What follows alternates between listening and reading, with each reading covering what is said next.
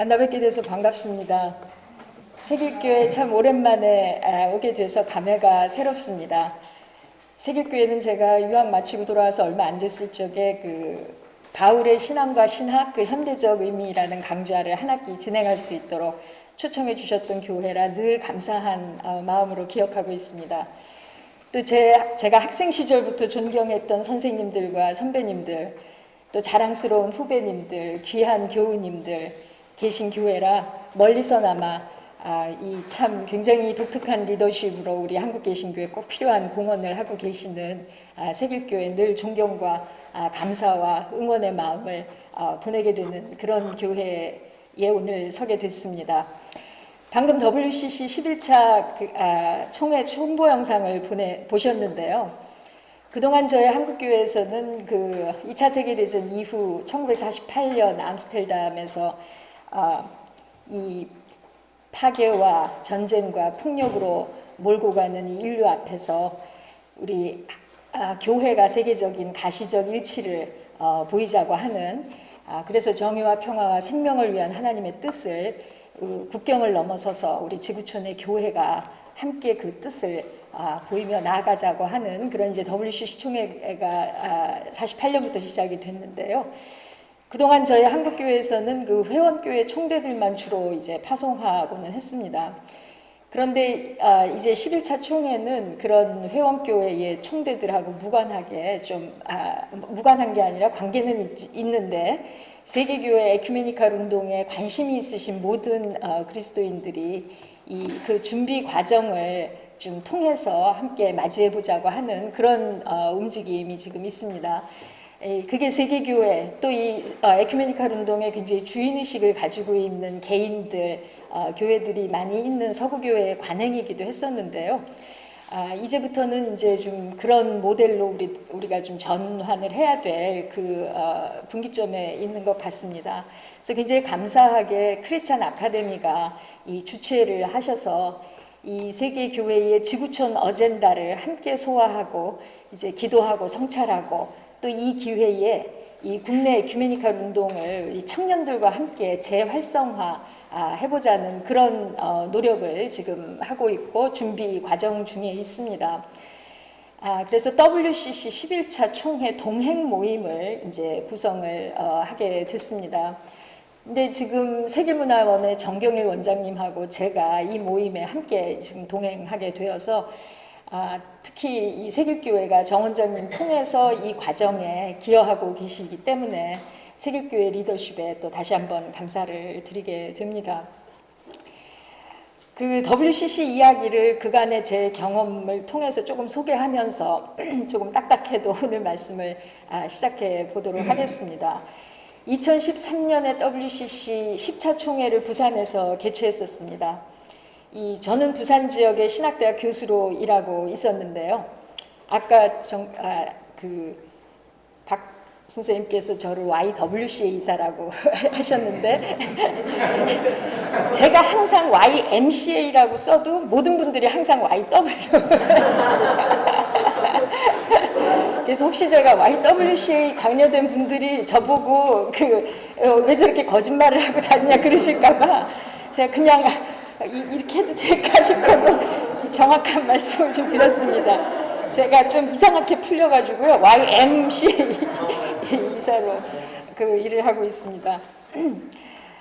근데 이제 부산 지역에 제가 신학대 교수로 일하고 있었는데 2014년 부산 총회 때부터 WCC를 중앙위원 실행위원으로 섬기게 됐습니다. 당시 총회 개최지를 선정할 때 대한민국 부산과 함께 경합했던 후보 도시는 시리아의 다메섹입니다. 그런데 이 시리아와 다메섹하고 우리 대한민국 부산하고 비교해 보면 이 무게가 정말 다를 수 있거든요. 저희 부산 지역은 기독교 인구가 5, 6%밖에 안 되고 그것도 WCC 회원교회는 5분의 1도 안 되는 그러한 이 지역입니다. 그런데 세계교회는 부산을 택했어요. 이 세계교회사에서 다메섹 우리 사도 바울이 회심한 그 역사를 통해서 2000년 정교회 역사가 있는 이 다메섹을 뒤로 하고 대한민국의 부산을 택했습니다. 냉전 시대의 이데올로기적인 유산을 안고 아직도 분단되어 있는 지구촌 유일의 나라를 위해서 기도하고 행동하자는 마음이 그 결정 배후에 놓여 있었습니다. 또 여러 세계 종교가 함께 모여 있는 나라인데도 이 서구같이 종교 전쟁 안 하고 평화로운 공존을 이루는 모범적인 나라라는 이제 그런 관심도 있었다고 합니다. 가끔 개신교의 근본주의적인 행태가 이 아름다운 모습을 이제 훼손하고는 하는데요. 어쨌든 이제 그런 그 존경의 마음도 있었습니다. 또 점차 북반구에서 남반구로 기독교 인구가 이전되는 과도기에 세계 기독교를 위한 공헌의 잠재력이 굉장히 큰 우리 한국교회에 대한 호기심도 작용한 것 같습니다. 교회와 교인 수는 줄어들고 있지만 여전히 기독교 문화와 신학교육의 허브 역할을 하고 있는 서구교회 입장에서는 과거가 아니라 미래를 선택한 것이라는 이제 그런 이야기도 듣게 됐습니다. 제가 세길교회에서 이번에 이제 불러주셔서 언제 마지막에 제가 설교를 했나 하고 이제 찾아보니까 2014년 7월에 제가 왔었습니다. 근데 제가 처음 참석하는 중앙위원회를 6월에 마치고 돌아온 직후였습니다. 2014년 4월, 그 당시 4월에 세월호 참사가 발생해서 우리 모두가 충격과 자괴감을 벗어날 수 없었던 시절이었는데요. 그 중앙위원회 기간 저한테 경제정의 순서에서 발표 시간이 주어졌습니다. 그래서 한국의 세월호 사건하고 그 당시 우리 부산 지역에서 굉장히 심각했던 문제의 그 고리 원전 문제를 이 죽음의 경제와 연결하고 이 생명을 살리는 경제의 중요성에 대해서 세계교회의 관심을 촉구했던 기억이 납니다. 개인적으로 굉장히 저에게는 영광스러웠습니다. 근데 부산총회 때 채택을 못했던 핵없는 세상을 향한 성명서가 바로 그 중앙위원회에 채택이 될 수 있어서 또 그것도 굉장히 감격스러웠습니다. WCC는 핵무기 철폐 조약을 위해서 일하는 그 아이캔이라는 그 세계 평화운동 단체를 물심양면 밀접 후원을 해왔습니다. 2017년에 이 단체가 드디어 핵무기 금지 조약, 그 TPNW라고 하는 이 금지 조약을 유엔에서 통과시키는 일에 성공했고요. 그 공헌으로 2017년에 노벨 평화상도 수상하게 됐습니다. 그런데 그 아이캔 대표가 2018년에 개최된 중앙위원회가 2년에 한 번씩 개최됐는데요. 그 2018년, 그러니까 1948년 이후 70주년이 되는 그 기념 중앙위원회였습니다. 그때 그 비아트리체 핀이라고 하는 아이캔 대표가 그 연사로 초청됐는데요. 이 교회들에게 감사의 마음을 전했습니다. 이 교회들이 WCC를 통해서 아이캔을 후원하고 동행해줬기 때문에 이런 결과가 가능했다고, 그런 만큼 이 노벨 평화상은 여러분의 것이라고, 이 교회들의 것이라고 말하면서 참 겸손하고 따뜻한 인사를 전해줬습니다. 그 WCC 70주년 중앙위원회에 그 프란시스코 교황이 축하 방문을 했습니다. 이 WCC는 제가 그때 굉장히 또 감동을 받고 인상적이었던 게, 이 한반도 평화에 우리 프란시스코 교황이 깊은 관심을 가지고 계신데요. 이 수많은 세계 교회들 중에서 우리 한반도 교회 대표들하고만 악수례를 할 수 있도록 WCC가 특별 그 조정을 했고, 그게 이제 북쪽에서 오신 조선 그리스도교 연맹 대표들하고 우리 남쪽의 한국교회하고 NCC 대표들이 같이 그 자리에 참여를 했고, 그 장면이 유럽의 방송으로 또 다 나가게 됐었습니다. 저는 현장에서 참 이런 특권이 주어져서 감사하기도 했지만, 동시에 한반도 평화와 세계 평화를 위해서 우리 한국교회가 이제는 정말 더 분발해야 되는 거 아닌가, 그런 무거운 책임감을 느끼게도 됐었습니다. 내년 독일 칼스루에서 개최되는 11차 총회는 어떤 의미에서는 과거로 다시 돌아가는 셈입니다. 이 세속주의와 탈기독교 현상이 가속화되는 유럽 속에서 개신교 종주국인 우리 독일교회가 세계교회의 도움을 요청하면서 다음 총회를 독일로 유치했습니다.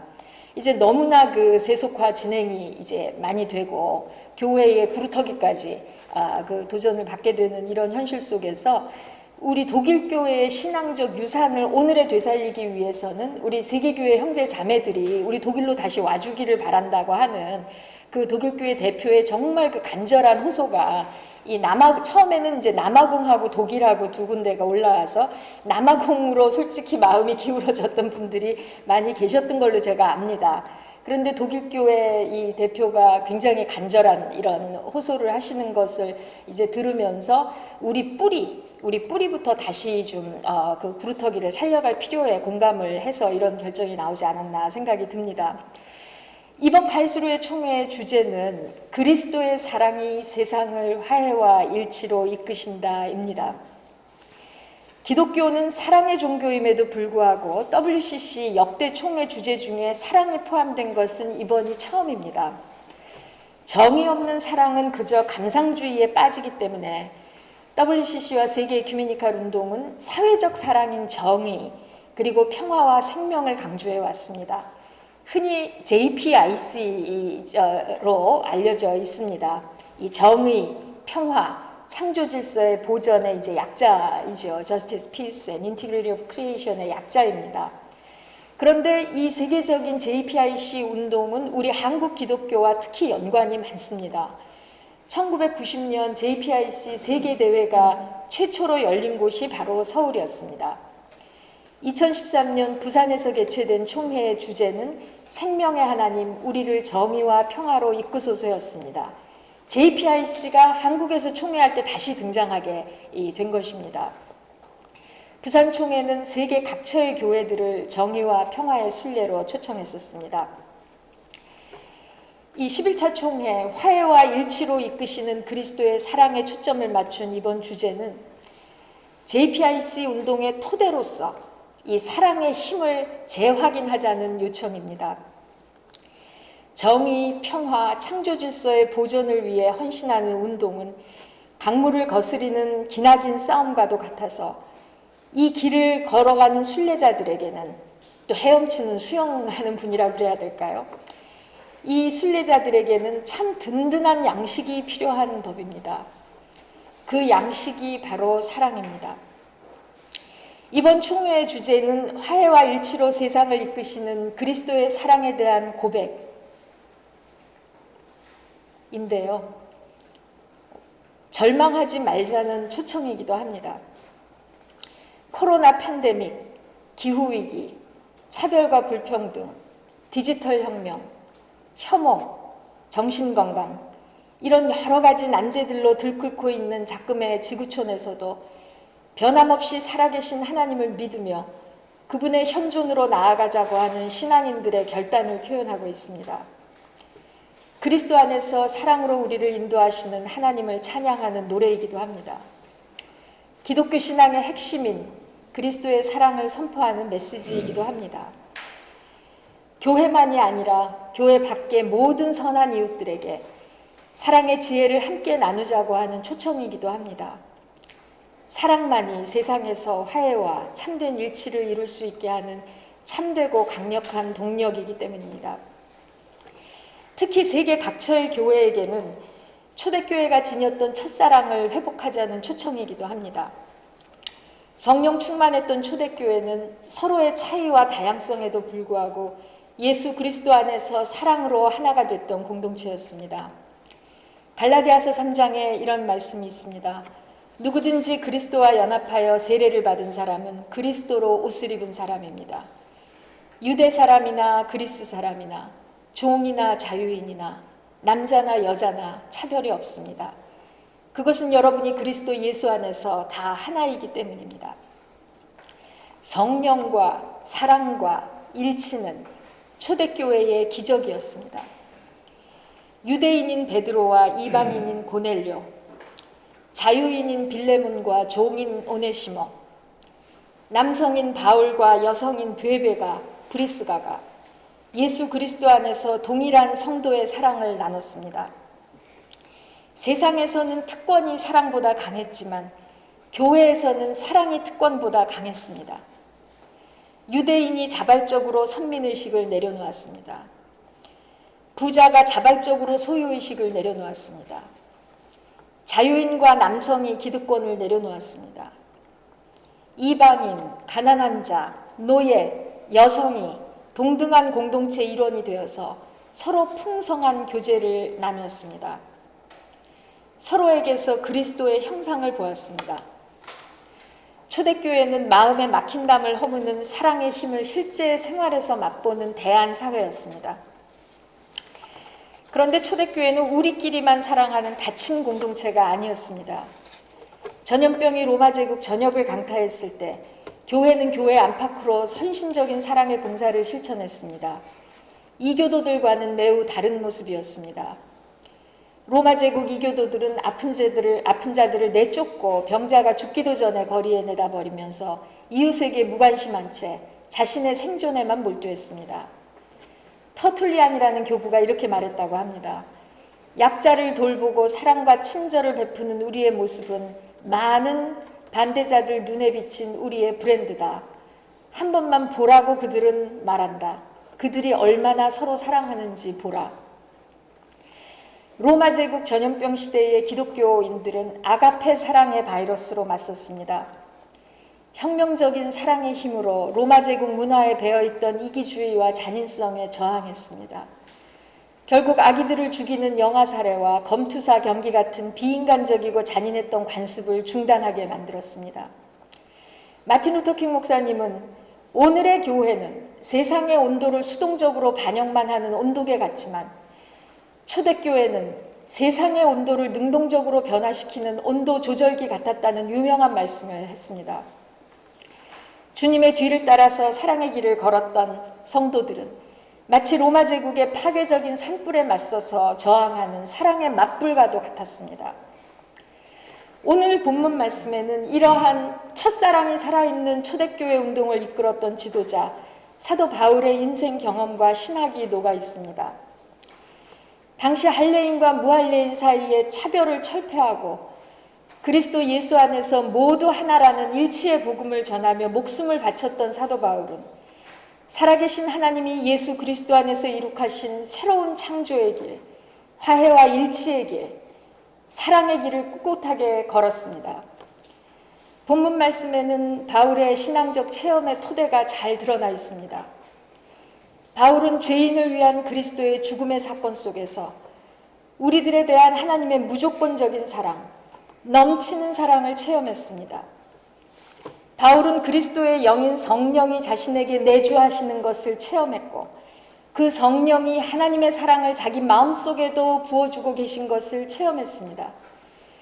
바울은 복음을 증거하는 자신의 사도적인 삶에 따라오는 고난과 역경을 넉넉히 이길 수 있음을 체험했습니다. 통상적으로 환난은 낙심을, 낙심은 냉소를, 냉소는 절망을 낳는 법입니다. 그러나 바울은 성령 안에서 살아가는 인물, 하나님의 사랑을 마음에 모시고 살아가는 존재의 경우에는 아주 다른 인과관계가 발생한다고 말하고 있습니다. 환난이 인내력을, 인내력은 단련된 인격을, 단련된 인격은 희망을 낳는다고 하고 있습니다. 바울은 환난 속에서조차도 인내를 얻고 단련된 인격을 얻고 또 희망까지 얻으면서 사랑의 길을 걸어갔습니다. 칼릴 지브란의 유명한 시 사랑에 대하여는 이렇게 노래합니다. 사랑이 그대들을 부르면 그를 따르라. 비록 그 길이 험하고 가파를지라도 사랑의 날개가 그대들을 감싸 안을 때 전신을 허락하라. 비록 사랑의 날개 속에 숨은 칼이 그대들을 상처받게 할지라도. 유명한 구절입니다. 이 시는 남녀 사이의 에로스에 관한 작품으로 볼 수 있습니다. 그러나 거룩한 아가페 사랑에 응답하는 아가페의 모습도 겹쳐져 있다고 느껴집니다. 예수와 바울 그리고 2000년 교회사의 기독교사의 수많은 믿음의 대선배님들이 그 사랑이 부를 때 그 길이 험하고 가파를지라도 사랑의 날개 속에 숨은 칼이 우리 영혼을 상처받게 할지라도 그 길을 꿋꿋하게 기쁨으로 부활의 확신으로 걸어갔기 때문입니다. 기독교는 세상을 파멸로 몰고 가는 악의 세력에 저항하는 거룩한 사랑의 운동입니다. 오늘날에도 이 거룩한 사랑의 운동은 지속돼야 합니다. 우리는 사랑이 소비문화의 상품으로 둔갑한 시기, 사랑의 힘, the power of love는 잘 보이지 않고 권력에 대한 사랑, the love of power가 압도적인 시기에 살아가고 있습니다. 세상 속에 각종 혐오가 만연하다 보니까 인문학에서뿐만 아니라 정치학에서조차 사랑의 중요성을 이야기하는 시대가 되었습니다. 이런 시대에 교회가 자신의 토대인 거룩한 사랑을 다시 확인하고 첫사랑을 회복하는 것은 시급하고도 중요한 일이라고 생각합니다. 에리 프롬은 사랑도 기술이나 예술같이 지식과 노력이 필요하다는 유명한 주장을 했습니다. 사랑처럼 인생에서 중요한 것은 없는데 우리는 정작 중요한 사랑의 기술을 터득할 수 있는 교육은 제대로 받지를 못했습니다. 우리 신앙인들부터 각자가 거룩한 아가페 사랑의 운동에 참여하는 선수라고 스스로 생각하고 개인적으로 사랑의 기술을 연마하는 일부터 관심을 기울일 필요가 있습니다. 사랑이야말로 자신을 변화시키고 세상을 변화시키는 누룩이요 겨자씨이기 때문입니다. 특히 신앙인이 기본적으로 터득해야 되는 사랑의 기술 3가지만 말씀드리고 싶습니다. 우선 용서의 역량이 필요합니다. 베드로가 예수께 질문했습니다. 주님, 한 신도가 내게 죄를 지을 경우에 내가 몇 번이나 용서해 주어야 합니까? 7번까지 해야 합니까? 베드로의 질문에는 곤혹감이 느껴집니다.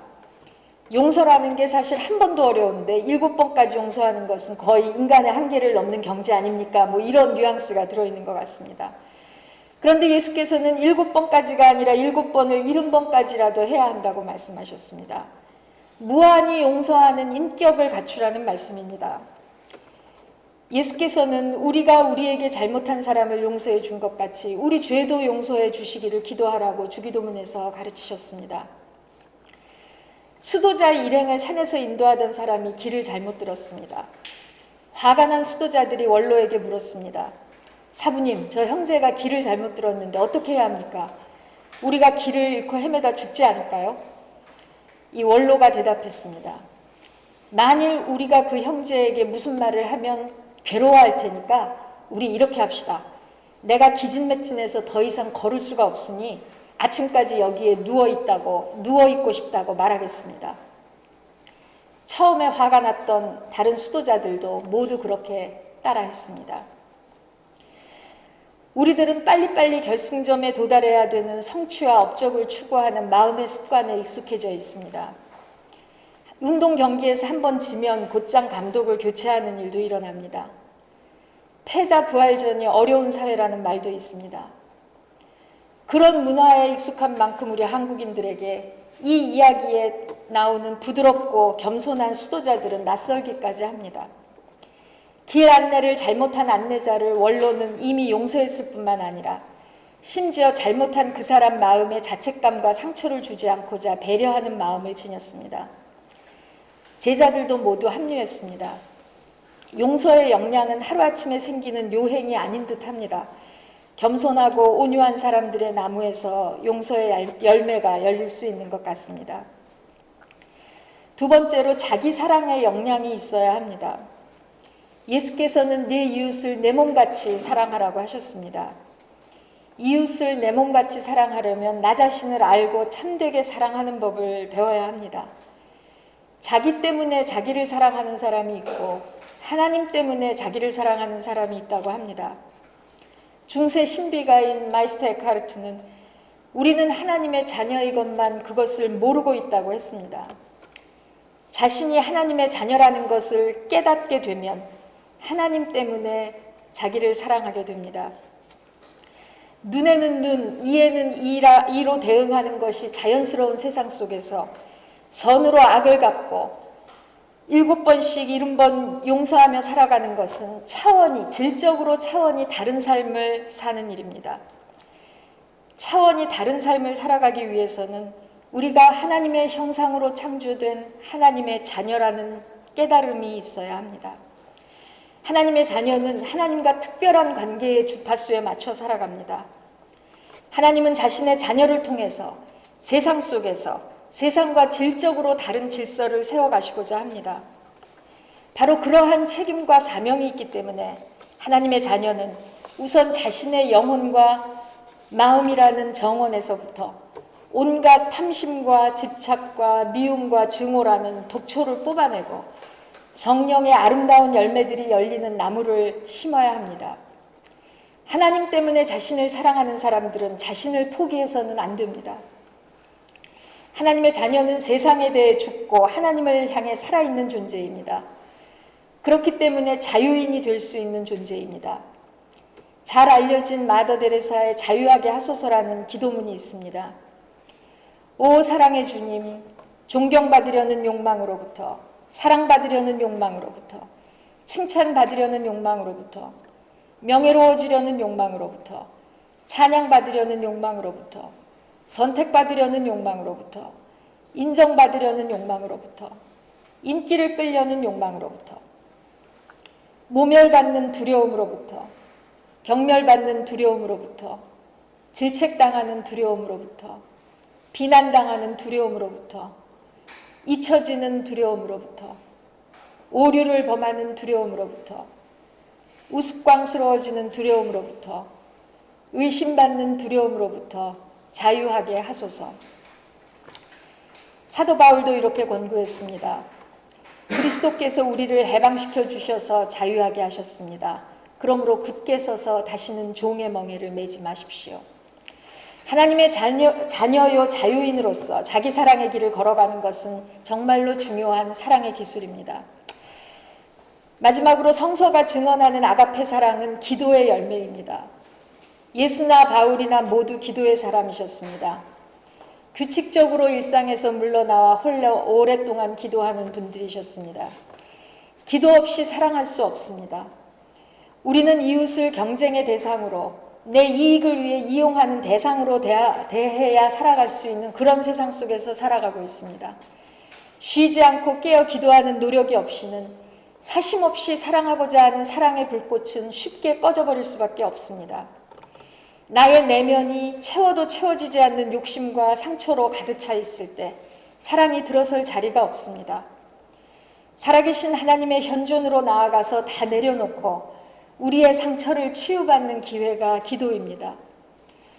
우리 속의 절망과 나약함, 교만과 미움이라는 꽁꽁 얼어붙은 빙산이 살아계신 주님, 사랑의 주님의 햇빛에 녹아내리도록 하는 것이 기도의 시간이기도 합니다.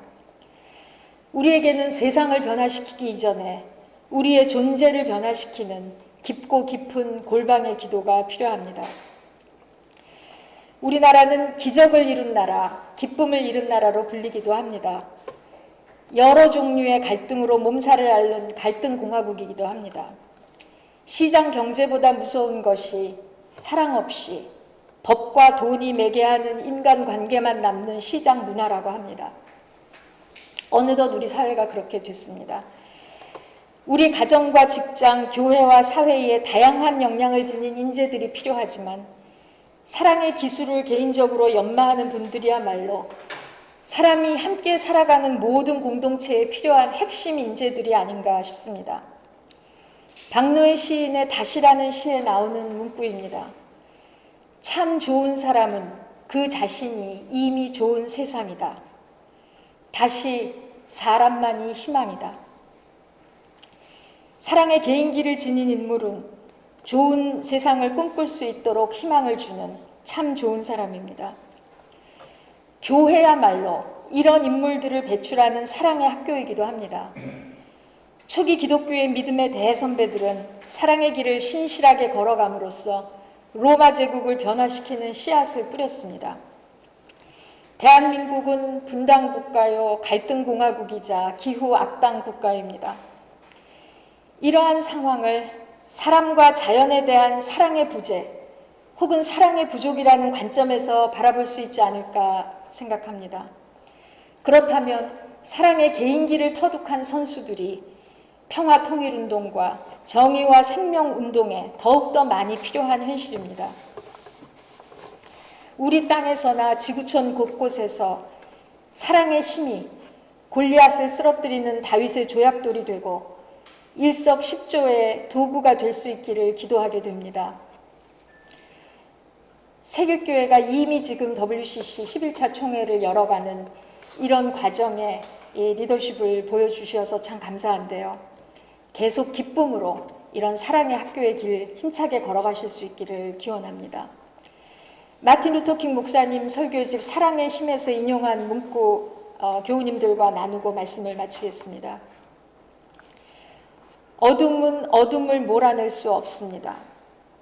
오직 빛만이 어둠을 몰아낼 수 있습니다. 미움은 미움을 몰아낼 수 없습니다. 오직 사랑만이 미움을 몰아낼 수 있습니다. 기도하시겠습니다. 사랑의 하나님, 당신이 계시기에 저희가 환난과 역경 속에서도 소망을 잃지 않고 기쁨으로 사랑의 길을 걸어갈 수 있습니다. 세길교회를 축복하여 주셔서 어둠 속에서 빛과 등대되는 귀한 사역 힘차게 계속 감당하며 나아가실 수 있도록 주께서 사랑하시는 모든 교우님들 성령으로 강건하게 붙잡아 주시옵소서. 감사드리며 예수님의 이름으로 기도했습니다. 아멘.